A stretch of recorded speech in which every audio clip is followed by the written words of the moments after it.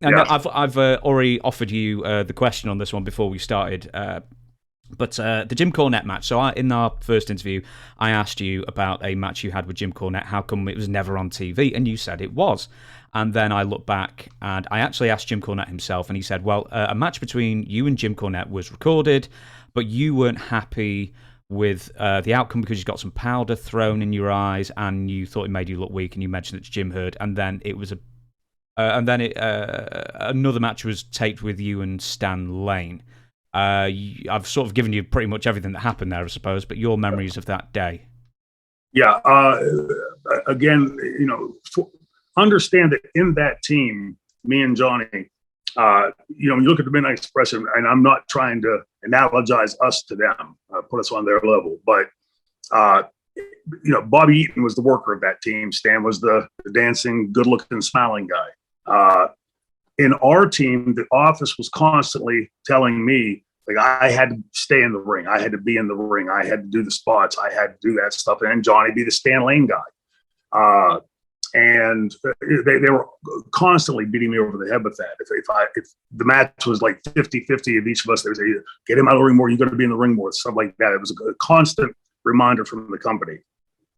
So I go into this match, he's telling me in the dressing room, and it wasn't just powder. It was like several things. It was like pulling gimmicks out. And it was in America, I don't know how familiar you are with vaudeville, but they used to always have this thing called the pratfall, right? Mm-hmm. The pie to the face. And there was an old time comic in America named Soupy Sales that was his shtick, right? Everything was a pie in the face or whatever. That match, as laid out to me in the dressing room, looked like Soupy Sales to me. And if I'm supposed to be the technician of this team, I'm in the ring with a guy that has, let's say his character was chicken shit, right? So he's afraid of all the wrestlers and everything, but he's going to get in with the technician of this team and just completely outthink him.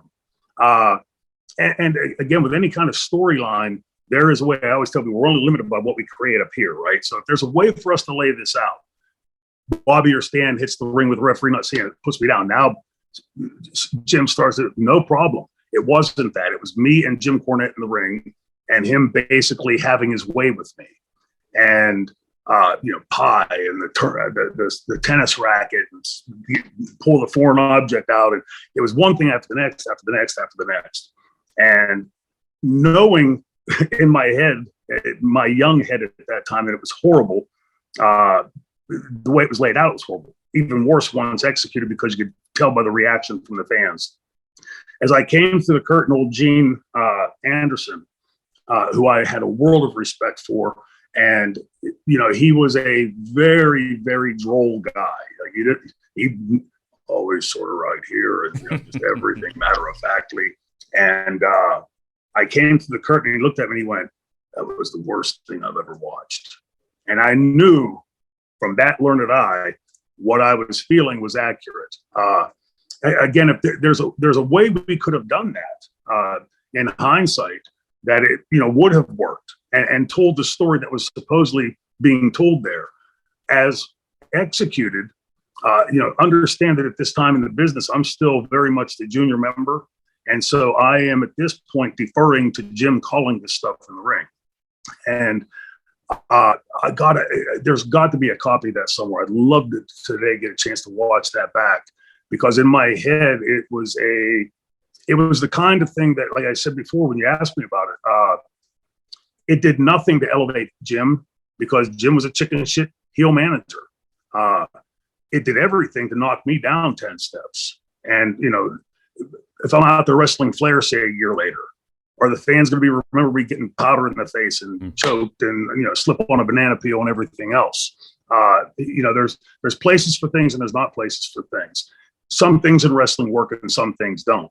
And I think at this point we can start to see with WCW, them veering, always in my head, it was always WCW, NWA was the wrestling company. WWF was the entertainment company. And I was fine with letting them be entertainment. I was drawn to the wrestling. And these types of things started feeling like we were being pulled towards that cartoon land. Let's face it, if you get Kurt Angle, great shooter, right? If you take a great wrestler like Kurt Angle and put him in the ring with Joe Blow. You wouldn't expect that Joe Blow would be able to just keep having his way with this great wrestler. Again, way we could have done it and the way it was done, it's incumbent on us as talent to know what our strengths are and to know if something is given to you that you think is going to be antithetical to what the company wants from you.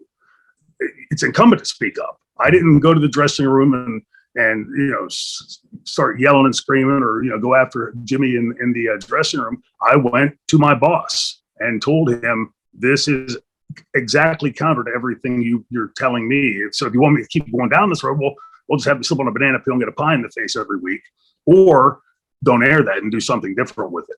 Now, working with Stan, I do remember having singles matches with Stan and Bobby both because of the angle we were running with the dudes versus them. I don't recall a match being booked that was basically a rematch with Stan to cover up for that one.